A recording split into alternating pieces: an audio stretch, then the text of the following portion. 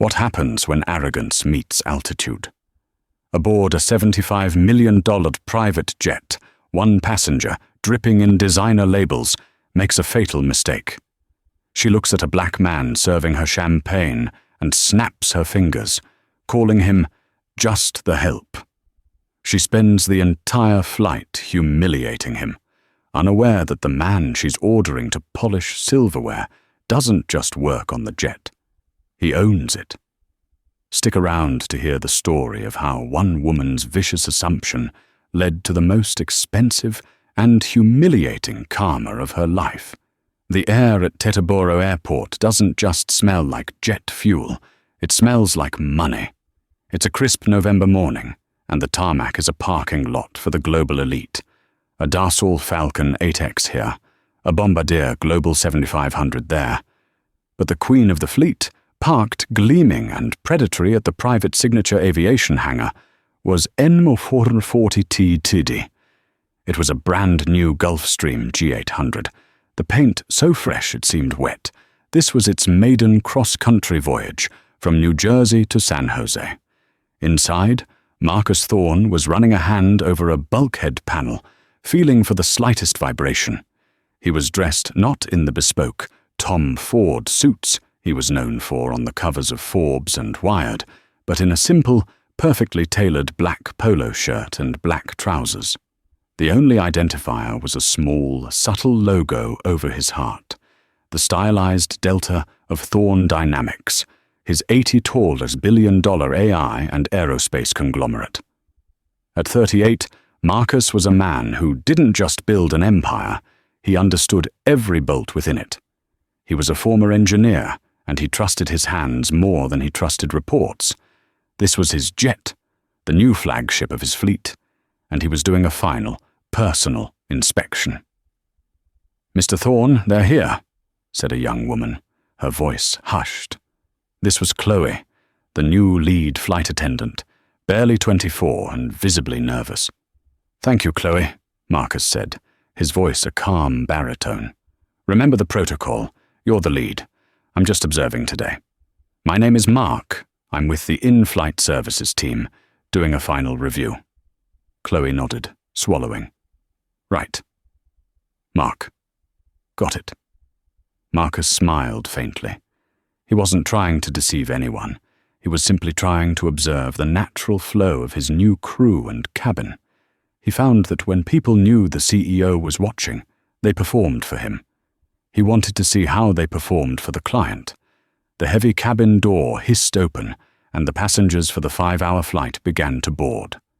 First came Richard Sterling, CEO of Sterling Capital, a man in his late 50s with a pink, perpetually anxious face and a suit that cost more than Chloe's car.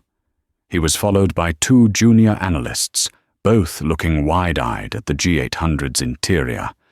The cream-white leather, the polished Macassar ebony wood veneers, the brushed platinum fittings. "Incredible, just incredible," Richard beamed, pumping Marcus's hand vigorously. "Mark, is it? Fantastic service. Just fantastic. We are so thrilled Mr. Thorne is letting us charter this." Marcus noted the assumption. "Welcome aboard, Mr. Sterling. Can I get you a drink before takeoff?" "Oh, marvelous. Champagne, if you have it." "Of course." Then she boarded. Her name was Caroline Croft. She was Richard's senior VP of acquisitions, a woman who wielded her resume like a weapon. She wore a severe white pantsuit, and her blonde hair was pulled back into a ponytail so tight it seemed to be stretching her face. She was talking loudly into a pearl-white iPhone. "No, I told him. The valuation is trash. If he doesn't accept $400 million, let him rot. I'm getting on the jet now. I'll deal with it when I land." She clicked off the phone and surveyed the cabin with a look of profound boredom, as if the $75 million aircraft was a minor inconvenience. Her eyes swept past Chloe and landed on Marcus. She didn't speak to him. She simply held out her coat, a heavy camel hair Max Mara, and her oversized, offensively expensive Hermes Birkin bag. She didn't even look at his face, just at his chest. Marcus paused for a beat. "Welcome aboard, ma'am. I can hang your coat for you." Caroline finally looked at him, her eyes narrowing. "And the bag," she said, her voice a nasal drawl. "Put it somewhere I can see it. And don't you dare try to put it in an overhead. The leather can't be compressed." "Ma'am, for taxi and takeoff, FAA regulations require all carry-on items to be—" Caroline cut him off with a sharp, impatient wave of her hand. "I don't care about your regulations. This bag is worth more than your salary. Handle it." Richard Sterling cleared his throat, his face flushing. "Caroline, please, I'm sure Mark knows the rules." "I'm sure Mark knows his job," Caroline snapped, turning her glare on her boss. "His job is to facilitate. I am a passenger. He is the help. Facilitate." The cabin fell into a thick, dead silence. The two junior analysts suddenly became fascinated by their shoes.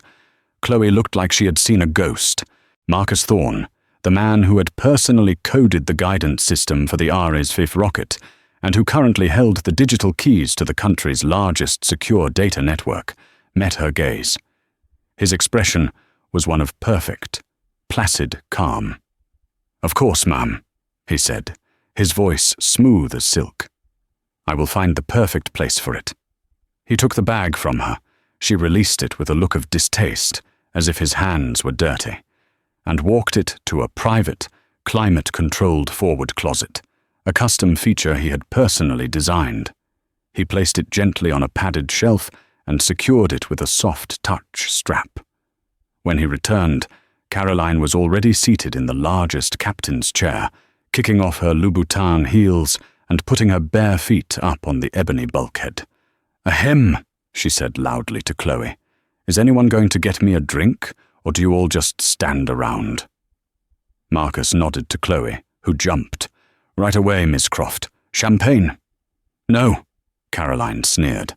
"I saw what you're pouring, Sterling. It's probably some basic verve. Get me a vodka martini, Grey Goose, very dry, 3 olives, shaken, not stirred. And if the olives aren't blue cheese stuffed, send them back. Ma'am, we may not have that specific garnish," Chloe stammered. "Then what good are you?" Caroline said, opening a magazine. Marcus stepped in smoothly. "I'll handle it, Chloe. Ma'am, I will personally check our galley. I am almost certain I can accommodate you." Caroline didn't even look up. "See that you do. It's so hard to find good help these days." The G800 climbed with a power that was almost silent, slicing through the thin clouds and leveling off at 41,000 feet. Below, the curvature of the earth was just visible, a thin blue line against the black. Marcus was in the galley, a small but impeccably designed space. He was, in fact, stuffing gorgonzola into green olives. He'd insisted the jet be stocked for any contingency. He found the repetitive motion calming. It gave him time to think. Chloe was leaning against the counter, wringing her hands. "Mr. Thorne." "Mark, I am so sorry. That woman is a monster. I should have—" "You're doing fine, Chloe," Marcus said, not looking up. "The first rule of high-end service is de-escalation. The customer isn't always right, but they are always the customer. Your job is to maintain the peace. My job is to decide if they're a customer we want." "But she's Richard Sterling's VP. He's pitching the Thorne Dynamics IPO. It's a huge deal, isn't it?" "It's a deal," Marcus said, placing the 3 olives on a silver pick. Whether it's huge remains to be seen. He built the martini with the precision of a chemist. He chilled the glass with shaved ice, measured the vodka and vermouth to the milliliter, and gave it a sharp, professional shake. He poured the crystal-clear liquid into the glass, the 3 olives settling perfectly. He carried the tray into the cabin. Caroline was on her laptop, her fingers clattering. Richard Sterling and his analysts were huddled in the 4-seat club section, whispering over documents. Marcus placed the martini on a polished coaster beside her. "Your vodka martini, Miss Croft. Grey goose, very dry, 3 blue cheese stuffed olives, shaken." She picked it up, sniffed it, and took a small, critical sip. Her face soured. "It's tepid," she announced. Marcus kept his hands clasped behind his back. "I assure you, ma'am, the vodka was frozen, and the shaker was filled with ice." "Are you calling me a liar?" she asked, her voice dangerously quiet. This help," she said, turning to Richard Sterling, "is arguing with me." "Caroline, I'm sure it's fine," Richard said, his voice pleading. "No, Richard, it is not fine. We are here to impress Mr. Thorne, and your choice of charter is providing C-list service. This is unacceptable." She shoved the glass back at Marcus, sloshing some of the $15 drink onto his hand. "Do it again. And this time, actually make it cold." Marcus looked at the clear liquid dripping from his hand. He slowly pulled a linen napkin from his pocket and wiped his skin. "As you wish, ma'am." He turned, walked back to the galley, dumped the entire contents of the glass, and began the process again. This time, he shook the cocktail shaker for 30 straight seconds, the sound a sharp, rhythmic shk shk shk that cut through the cabin's quiet. The metal became so cold it frosted over in his hand. He returned and placed the new drink down. He didn't speak. Caroline took a sip. "Better," she conceded, as if granting him a great favor. An hour passed. The fasten seatbelt sign pinged on as the jet hit a patch of minor turbulence over the Rockies. Caroline let out an audible, theatrical sigh. "Oh, for God's sake. Richard, can't these people even fly the plane properly? It's like a roller coaster." Chloe, walking by to collect glasses, quickly grabbed a stanchion to steady herself. "Just some mild mountain wave turbulence, ma'am," Chloe said politely. "It's very common. I don't care if it's common. It's unprofessional. Tell the pilot to fly around it. That's what we pay for." "Ma'am, that's not really possible," Chloe said, her face pale. "Don't tell me what's not possible," Caroline snapped. "This isn't some Southwest cattle car. Your job is to make it possible. Go, tell the pilot, now."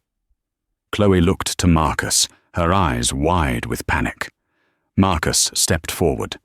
"Ms. Croft, our flight crew is one of the best in the world. Captain Rostovar is flying at an altitude and route prescribed by the FAA for maximum safety and comfort. She is already doing everything possible." Caroline's head swiveled toward him, her eyes narrowing to slits. She seemed incensed that he had spoken without being spoken to. "Who?" she said, her voice dripping with ice. "Are you the co-pilot, the mechanic, or are you just the help?" "My name is Mark, ma'am. I'm on the in-flight services team." "So the help," she concluded. "I don't recall asking for your opinion on aerodynamics. Your job is to do as you're told, and I am telling you to go to the cockpit and tell the pilot to fix this. Or do I have to file a formal complaint? I will, you know. I will have your job." Marcus held her gaze. The plane was perfectly stable, the turbulence already past. The seatbelt sign pinged off. "There's no need, ma'am," Marcus said, his voice flat. "The air is smooth again. Can I offer you a warm towel?" Caroline scoffed. "Pathetic. Just pathetic." She turned back to her laptop, dismissing him. But the incident had solidified her target. For the rest of the flight, she treated him not as a person, but as a piece of furniture that could move. She snapped her fingers to get his attention. She put her empty glass on the floor next to her, instead of on the table, forcing him to bend over to retrieve it. She demanded Chloe go do something else, and insisted Mark be the only one to serve her, as if punishing him with the labor. "You," she'd say, holding up a file. "I'm done with this. Throw it away." It was a printed report, There was no away to throw it. You. My feet are cold. Where are the blankets? No, not that one. That one looks cheap. Find me a cashmere one. Marcus accommodated every request with a chilling, unwavering politeness. He brought her the cashmere blanket. He took the report and placed it in a recycling bin. He refilled her drink and her colleagues' drinks, and never once let his composure crack. He was, in every visual sense, the perfect, invisible steward. And that, to Caroline Croft, made him nothing at all. With 2 hours left in the flight, Richard Sterling decided it was time. The real purpose of this trip wasn't just to fly. It was to rehearse his big pitch. He was trying to land the Thorne Dynamics IPO, a deal that would make his firm hundreds of millions in fees and catapult Sterling capital into the Wall Street stratosphere.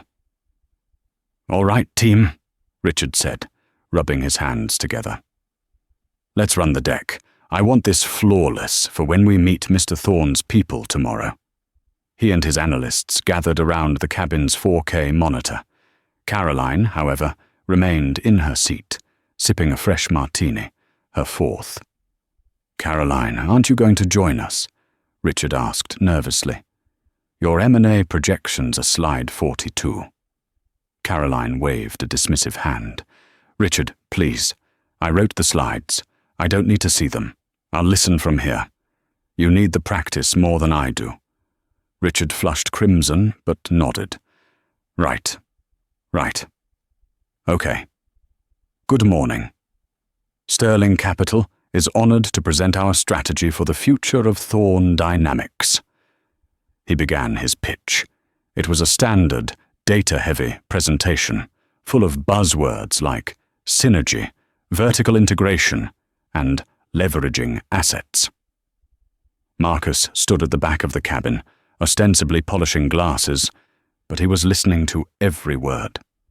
This was, after all, his company Sterling was dissecting. "And our valuation model places Thorne Dynamics at a $95 billion pre-money valuation, which we feel is aggressive but achievable," Richard said, puffing his chest. Caroline let out a loud, unladylike snort. Richard stopped. Something wrong, Caroline?" She rolled her eyes and took a long sip of her drink. "Richard, you're giving it away." 95? Are you insane? You always low ball. You start at 70.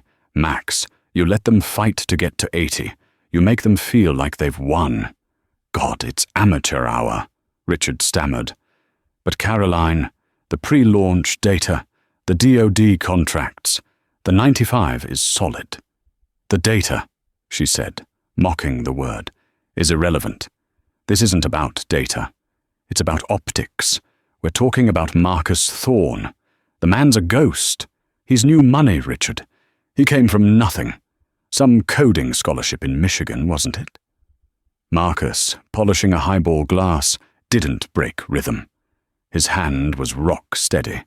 Caroline continued, her voice rising in condescending authority. "These tech guys, they're brilliant at one thing and utterly clueless about everything else. They have no class, no lineage. They don't understand the game. The game is about us." She gestured to herself. "Old money, showing them the way. We are Sterling Capital. We've been on the street for 70 years. He needs our legitimacy. Without us, he's just another geek with a good idea. We are the ones who anoint him."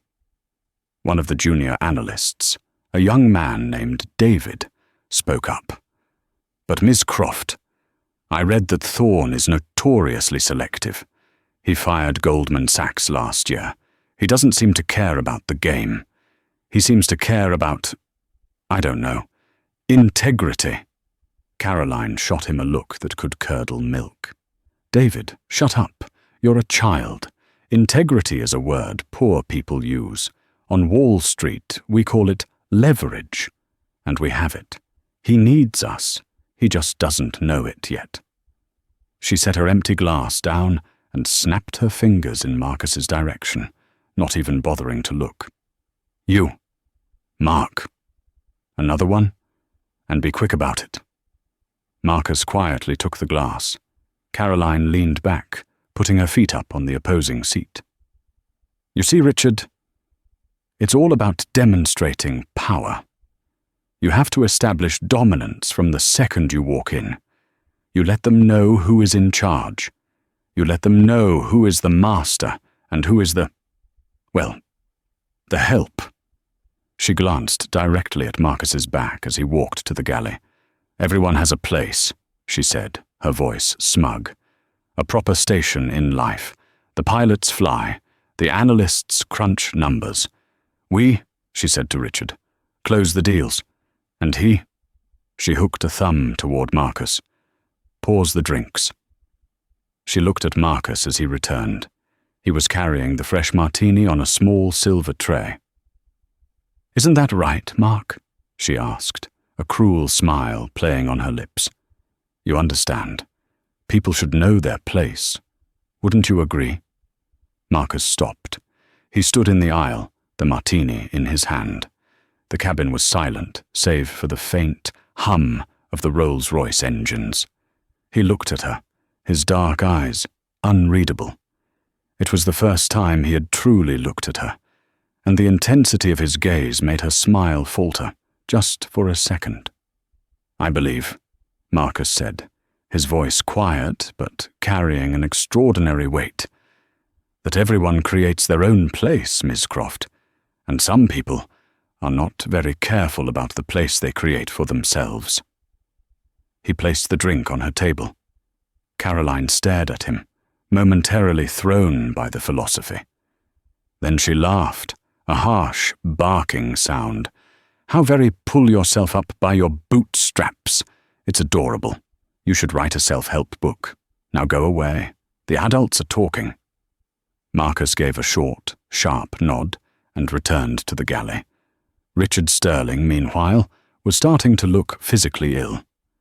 Something in Mark's eyes, something in his perfectly measured response, had triggered a horrible, sinking feeling in his stomach. He'd seen pictures of Marcus Thorne, but always in a power suit, on a stage or at a gala, never in a simple black polo. He covertly pulled out his phone and typed Marcus Thorne into Google Images. He scrolled.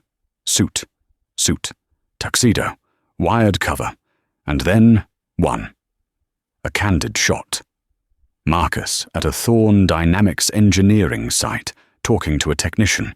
He was wearing a black company polo, black trousers, and an intense, focused expression. Richard's blood ran cold. He looked from the photo on his phone to the man in the galley, back to the photo, and back to the man. It was him. It was Marcus Thorne. Richard Sterling's $5,000 suit was suddenly drenched in a cold sweat. His mouth went dry. All the air had been sucked from the cabin. "Oh my God," he whispered, his hand trembling. "What is it, Richard?" Caroline asked, annoyed. "Did you break a nail?" "Caroline," Richard choked out, his voice a strangled gasp. "Stop talking, now." Caroline was about to unleash a biting retort when the cabin's intercom chimed. It wasn't the pilot's voice, it was Chloe's. "Ladies and gentlemen, we are now on our final approach to San Jose Mineta International Airport." But then, a second, different chime sounded. A softer, internal cabin chime. Marcus Thorne emerged from the galley, wiping his hands on a linen towel. He looked perfectly composed, as if he'd just finished a pleasant afternoon task. He walked not to the galley to secure it for landing, but to the very front of the cabin. He stood under the soft glow of the bulkhead light, next to the 4K monitor, where Richard's disastrous presentation was still frozen.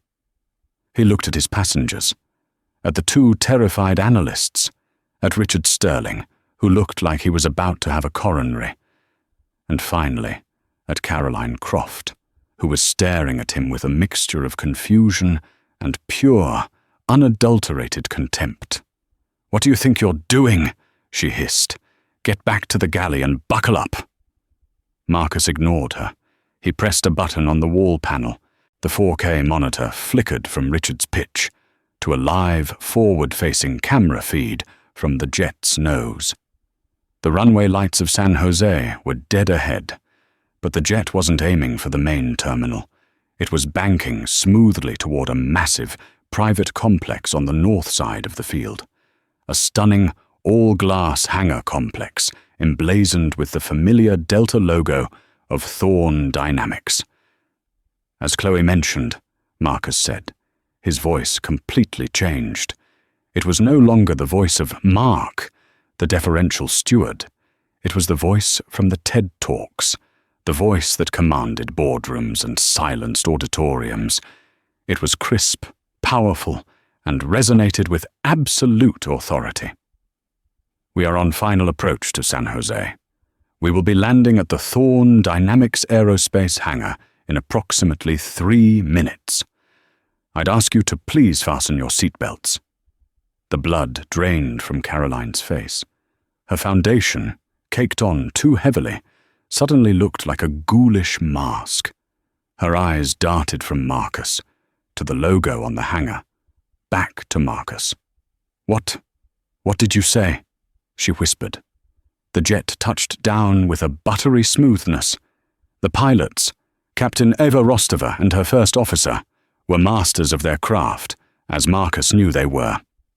The plane decelerated and made a sharp turn, taxiing directly toward the illuminated hangar, where a line of black, waiting Escalades was parked on the tarmac. The jet rolled to a perfect stop. The engines spooled down. The silence that filled the cabin was deafening.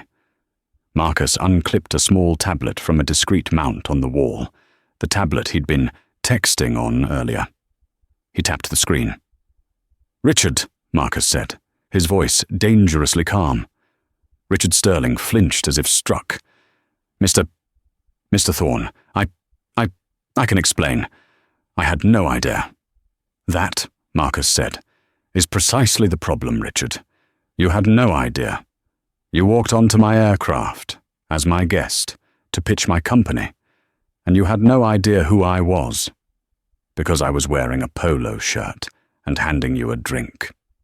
He turned his gaze to Caroline. She was frozen. She looked like a statue of arrogance, her mouth half open, her martini glass still clutched in her hand. "Mr. Thorne," Marcus continued, "your firm's analysis was illuminating, but your VP, Ms. Croft, was even more so." He began to walk down the aisle, his footsteps silent on the plush carpet. He stopped right next to her chair. "You had quite a few insights, Ms. Croft, that I'm new money, that I have no class, that I don't understand the game, that I need you to anoint me." Every word was a nail in her coffin. She was shrinking in her seat, trying to press herself away from him. You heard that?" she stammered. "I have excellent hearing," Marcus said. "I also have an excellent memory. People should know their place. I believe that was another of your gems. He's just the help." He leaned in, not threateningly, but with the intimacy of a surgeon about to make the final cut. "Let me be perfectly clear, Ms. Croft. This," he swept his hand around the cabin, "is my place. A place I built. Not one I inherited. A place where we value engineering, integrity, and respect. A place where the person serving the coffee is treated with the same dignity as the person flying the plane, because they are both essential. You are not." "Richard!" Caroline shrieked, finally finding her voice. "Richard, do something! Tell him!" Richard Sterling looked at her, his face a mask of pale, sweaty terror. "Shut up, Caroline," he whispered. "Just shut up." "The deal," Marcus said, addressing Richard, but never taking his eyes off Caroline, "is off. The Thorne Dynamics IPO will not be handled by Sterling Capital. I would not trust my company to a man who cannot manage his own team." I would not partner with a firm that employs people who believe their value is based on lineage rather than merit. He straightened up. And I certainly won't be anointed by you. The main cabin door hissed open, flooding the cabin with the cool California twilight.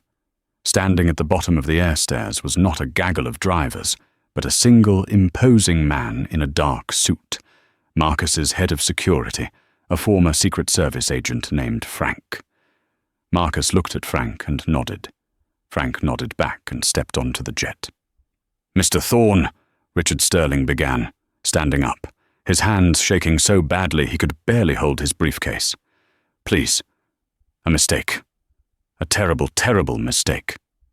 She's abrasive. She's fired. Right now. Caroline, you're fired. See? It's done. Please, Marcus. The IPO. This will ruin me." Marcus looked at him with a coldness that was absolute. "You're wrong, Richard. This won't ruin you. Your character ruined you. You heard her for 5 hours. You heard the casual cruelty. You heard the racism. You heard the classism. And you said nothing. You were worried about rocking the boat. You were worried about your fee. You didn't just fail a character test, Richard. You failed a leadership test." Marcus turned to Frank, his head of security. "Frank, please escort Ms. Croft off my property." "Wait," Caroline yelped, scrambling to gather her things. "My bag! My Birkin! You have my bag!" Marcus walked to the forward closet. He retrieved the $30,000 bag and walked back. He held it out to her, handle first. "Here is your bag, ma'am," he said, his voice flat. She snatched it from him. "Now, Frank," Marcus said. Frank, a man who looked like he could bench press the jet, gently but firmly took Caroline by the elbow. "No!" she shrieked, trying to pull away. "You can't do this. I'm a guest. I'll sue you. I'll sue everyone." "You are trespassing, Miss Croft," Marcus said. "The Escalades," he gestured to the waiting line of cars, "are for the other investors, the ones who know how to behave. Your ride is elsewhere." "Where am I supposed to go? How do I get to the hotel?" she cried, her voice cracking with the first real tears of panic. "Frank," Marcus said, "please be so kind as to escort Ms. Croft to the rideshare pickup area." Frank nodded. "Which one, sir?" "The one outside the main security gate, by the freeway." Caroline's face went slack with horror. The main gate was over a mile away, on the other side of the airfield. "No, no, please!" she begged, her entire facade crumbling in an instant. The power was gone. The lineage was gone. She was just a cruel woman, stranded and terrified. "Please, Mr. Thorne, I'm sorry. I'm so sorry. I didn't mean it. I was... "You were just what, Caroline?" Marcus asked, his voice soft. "Being yourself." "That's what I thought." He turned his back on her. "Frank. Now." Frank didn't hesitate.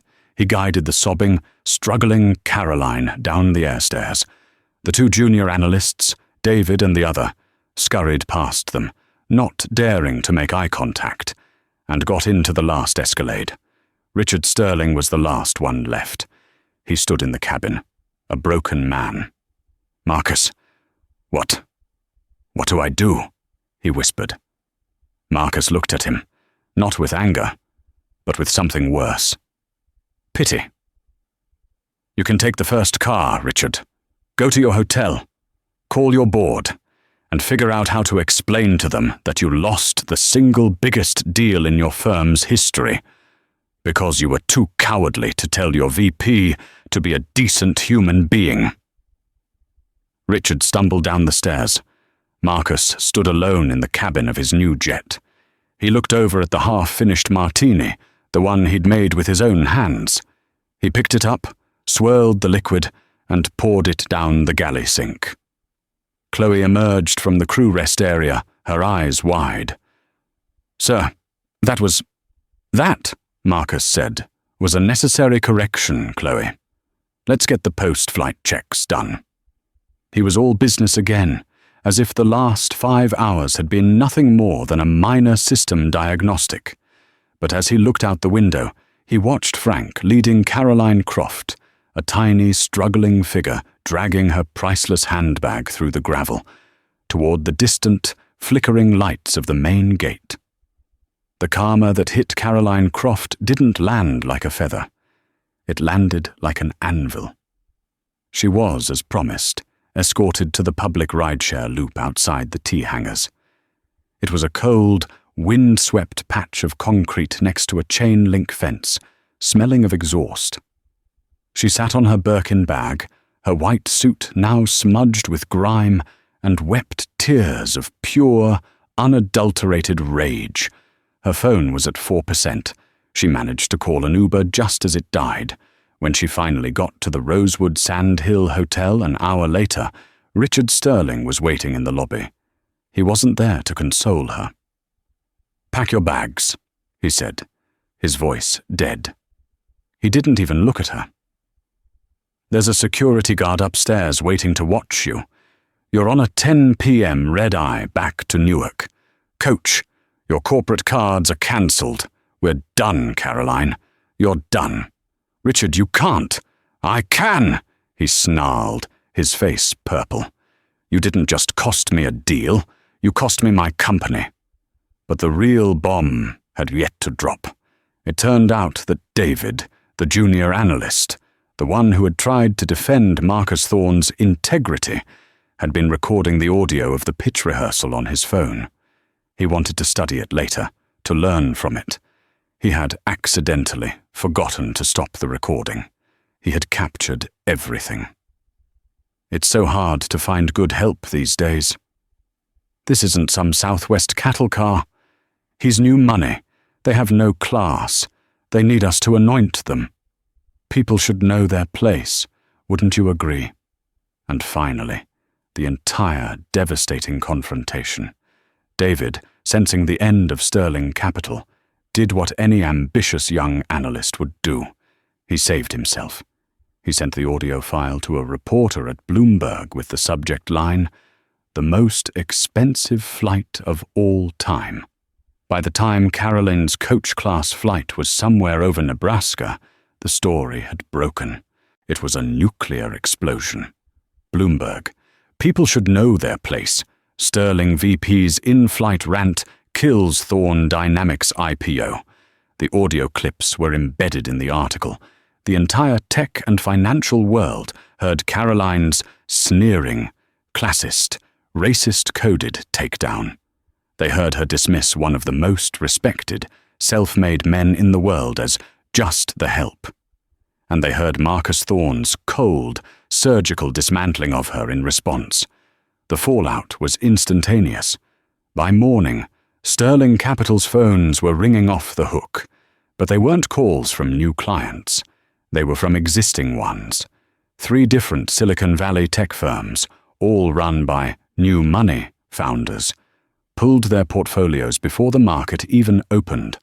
Total value, $14 billion. A major pension fund, citing a violation of ethical partnership standards based on the audio, announced it was severing ties. When the NYSE opened, Sterling Capital's stock, ticker StarSap, free fell. It dropped 30% in the first hour. Richard Sterling was finished. The board convened an emergency meeting and demanded his resignation. The company his grandfather had founded was now toxic, a pariah on Wall Street. Caroline Croft, of course, was already gone, but her fate was sealed. The Bloomberg article had named her. Her photo was everywhere. She wasn't just fired. She was radioactive, blacklisted. She became the face of Wall Street arrogance. She was a meme, a punchline on late-night TV. Feeling like you know your place, or are you having a Caroline Croft day?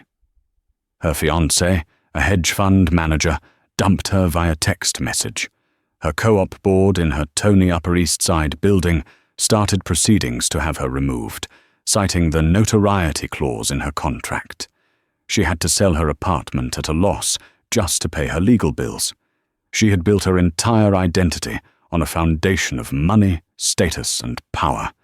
And in 5 hours, Marcus Thorne had taken it all away.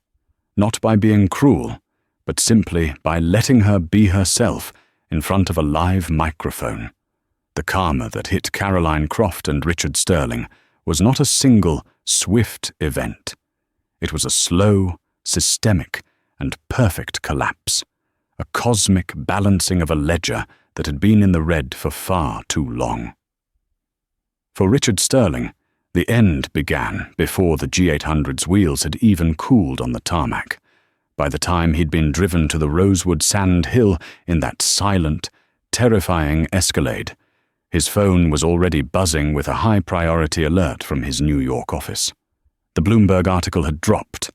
David, the junior analyst, the one who had tried to defend Marcus Thorne's integrity, had done exactly what any ambitious, terrified young man would do when he realized his boss had just flown the entire company into the side of a mountain. He had saved himself. The audio file, titled Sterling Pitch Rehearsal, nearly more for 40D MP3, had been emailed to a top reporter at Bloomberg before the jet had even landed. The article was a masterpiece of journalistic evisceration. The headline was devastating. "We anoint him. Audio leak reveals Sterling Capital VP's in-flight rant.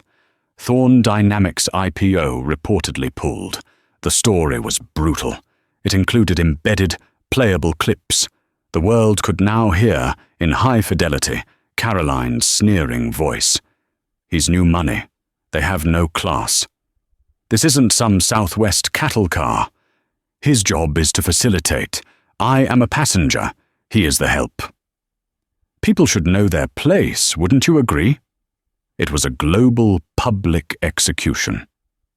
Richard Sterling sat in his 2,000 a night hotel suite, the Bloomberg page open on his laptop, and listened to the sound of his 70-year-old family legacy turning to ash. The NYSE opening bell was still 5 hours away, but the pre-market trading was a bloodbath. Sterling Capital's stock, ticker STRACAP, was in absolute freefall. His old money clients, the pension funds, the university endowments, the family trusts, were not just offended by the language, they were terrified by the stupidity. Sterling Capital had proven itself to be a firm of spectacular, catastrophic incompetence. An emergency board meeting was called for 7 a.m. Richard wasn't even allowed to attend in person. He was ordered to join via Zoom, a humiliating concession. When his face appeared on the giant screen in the New York boardroom, he wasn't greeted by colleagues. He was met by a firing squad of stony-faced old men, the very lineage Caroline had been so proud of. "You let this happen, Richard," the lead director said, his voice quiet. "You let this woman on a plane. You sat there. You said nothing. You didn't just embarrass the firm. You exposed us to ridicule, and you lost the biggest deal of the century." Richard tried to speak. "She's fired. Obviously. I fired her myself last night." "So did we, Richard," the director cut him off. "And now, so are you. Your resignation is effective immediately. Clear out your desk by noon." The Zoom call ended. His company was sold for parts within 6 months, swallowed by a larger, faceless competitor. Richard Sterling, a man defined by his name, was now a ghost. He was last seen a year later, not at Augusta or Shinnecock Hills, but at a sun-scorched, second-tier public golf course outside of Ocala, Florida. He was alone, his $5,000 suit long gone, replaced by a sweat-stained polo. He missed an easy putt, and the man at the next tee, a regional car dealer, nudged his friend. "Hey, you see that guy? That's Richard Sterling. Used to be a big shot. Total train wreck." Richard heard them. He flinched but said nothing. He had, after all, learned his lesson about the dangers of speaking up. For Marcus Thorne, the incident was a data point, A critical one, but a data point nonetheless. The Thorne Dynamics IPO was delayed, not cancelled. 6 months later, Marcus sat in his sprawling, minimalist boardroom in San Jose, listening to the final pitch from the firm he'd chosen to replace Sterling Capital. It was a smaller, hungrier boutique firm, run by a woman named Sarah Jenkins, one of the other investors who had been on that same G800 flight. Sarah's presentation was the antithesis of Caroline's philosophy. It contained no buzzwords about prestige or anointing. It was all data, transparency, and a ruthless focus on long-term sustainable growth. "Mr. Thorne," she said, "we aren't going to sell your company's story. We're going to prove your company's value. The data does all the talking we need." Right on cue, the boardroom door opened. Chloe entered, poised and confident. She was no longer the nervous new attendant. She was now the director of in-flight services for the entire Thorne Dynamics fleet. She had personally designed the service protocol for the boardroom, and she placed a cup of coffee next to Marcus and one next to Sarah. "Thank you, Chloe," Sarah Jenkins said, looking her directly in the eye and smiling. "I appreciate that." Chloe smiled back. "Of course, Ms. Jenkins. Let me know if you need anything else." Marcus watched the simple, respectful exchange. He saw the genuine, unforced dignity. This was the test. This was the game. And Sarah Jenkins had just won it, without even knowing she was playing. "The deal is yours, Ms. Jenkins," Marcus said, as soon as Chloe had left the room. "Let's get to work." The IPO was one of the most successful of the decade. Thorne Dynamics' stock soared, and Marcus's personal net worth tripled. He didn't use the windfall to buy an island. He used it to endow the Thorne Dynamics Foundation, a $10 billion fund dedicated to providing full-ride STEM scholarships for students from low-income backgrounds, students just like he had been. His new money was now in the business of creating a new generation of innovators, a direct, philosophical rebuke to the old money gatekeeping that Caroline Croft had championed. For Caroline Croft, the final receipt was delivered in agonizing daily installments. After being fired by Richard in the hotel lobby, she'd taken the red-eye back to Newark in a coach-class middle seat. When she landed, her corporate black card was declined at the Starbucks. Her fiancé, a hedge fund manager she'd been set to marry, had sent her a one-line text: "Don't call me, we're done." The Bloomberg article had made her radioactive. She wasn't just fired, she was a pariah, a walking, talking liability. No firm on Wall Street would touch her. She was the woman who had lost a $95 billion deal because she was mean to a steward. Her co-op board in her Tony Upper East Side building, the same kind of old money snobs she had tried to emulate, convened their own meeting. They voted to have her removed, citing a notoriety clause in her contract that deemed her a detriment to the building's reputation. She was forced to sell, and the final, crushing humiliation. She had to sell her Himalaya Birkin. The bag she'd claimed was worth more than a life. She took it to a high-end consignment dealer on Madison Avenue. The dealer, who had seen the Bloomberg article, looked at her with a sickening mixture of pity and disdain. "Ordinarily this piece is exceptional," the dealer said, sniffing. "But given the provenance, it's become rather infamous. No one wants the Caroline Croft bag. I can offer you $30,000. Cash." It was a tenth of its value. Caroline, broke and facing eviction, took the money. She watched the dealer take the bag, her entire identity, her status, her weapon, and toss it unceremoniously onto a pile of last season's cast-offs. A year passed. A woman named Kathy Peterson walked into the break room of a drab, linoleum-floored office park in Hartford, Connecticut. Kathy was Caroline. She had changed her last name, dyed her signature blonde hair a mousy brown, and traded her white pantsuits for ill-fitting, scratchy polyester slacks. This was her new life. She worked for a third-party data entry firm called Infolink Solutions. Her job, for 9 hours a day, was to manually transfer account numbers from scanned invoices into a new spreadsheet. It was mind-numbing, soul-crushing work. The break room smelled of burnt microwave popcorn and old sour coffee. She sat at a wobbly particle board table, unwrapping a cold, pre-made sandwich. She was no longer analyzing multi-billion-dollar acquisitions. She was, in the most literal sense, just help. At 2:00 p.m., an email popped up. Mandatory all hands. Meeting, 2:15 p.m., conference room, big news. Kathy shuffled into the conference room with the other drones. The room was windowless, with buzzing fluorescent lights. Her boss, a cheerful, oblivious man named Gary, stood next to a projector screen. "Okay, team, settle in," Gary said, beaming. "This is it, the big one. I've been working on this for 6 months, and we finally landed the whale. This contract is going to double our revenue and secure all of our jobs for the next 5 years." He clicked a button on his laptop. The projector flared to life. "As of today," Gary announced, his voice cracking with emotion, "Infolink Solutions is the official data migration partner for—" The logo filled the screen, the stylized, sharp, silver delta. Thorne Dynamics, Aerospace Division. Caroline.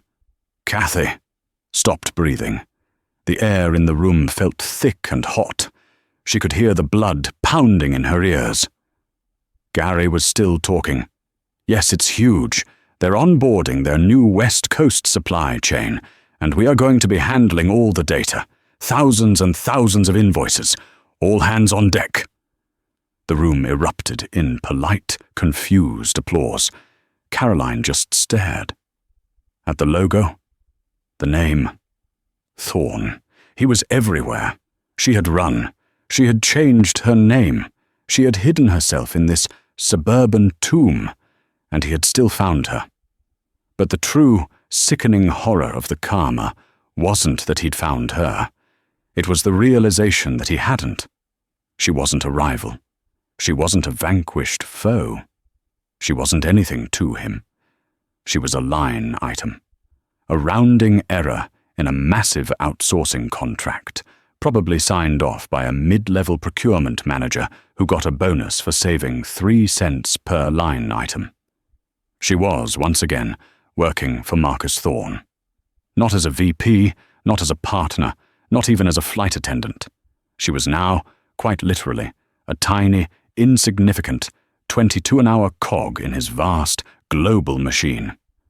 She stood up, her chair scraping loudly on the floor. Gary paused. "You okay, Kathy?" She didn't answer. She clapped a hand over her mouth and ran. She stumbled into the cheap, public women's bathroom.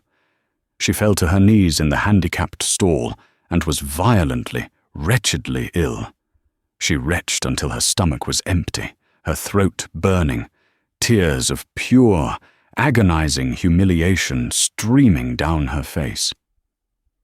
She finished and sagged against the cheap, painted metal stall divider. She looked up. Her reflection stared back at her from the cheap, warped, soap-stained mirror. She saw the mousy hair, the dead, terrified eyes, the pale skin, the cheap blouse. She had truly, finally, found her place, and it was a place she had built for herself, one keystroke at a time. Far above her, at 45,000 feet, Marcus Thorne was in his G800 flying to London. He was reviewing a data report on his tablet. Chloe, now his chief of staff for executive operations, set a coffee on the ebony wood table beside him. "Thank you, Chloe," he said, not looking up from the screen. "Metrics on that new data entry contract look solid. Efficiency is up 1.2%. "Yes, sir," Chloe said. "Infolink Solutions. They're cheap, but they're accurate. Good, Marcus murmured, tapping the screen. That's all that matters, the data. He turned his gaze from the spreadsheet and looked out the window. He didn't see the ground. He didn't see the office parks or the people in them. He just saw the deep, brilliant blue of the stratosphere and the clean, perfect curve of the earth. He had work to do. And that is what we call receipts served. Caroline Croft built her entire world on the idea that some people were just help. She was so blinded by her own arrogance, racism, and classism that she couldn't see she was insulting the one man who held her entire future in his hands. She learned the hard way that character is the one thing you can't buy, and the person you step on today might be the one who owns the ground you're standing on tomorrow. What did you think of Marcus's response? Was it the perfect, cold karma, or would you have done something different? Let me know your thoughts in the comments below. If you love stories about entitlement getting crushed and hard work winning the day, do me a favor and hit that like button, share this video with someone who needs to see it, and make sure you subscribe and turn on all notifications so you never miss another story of sweet, sweet justice. Thanks for watching.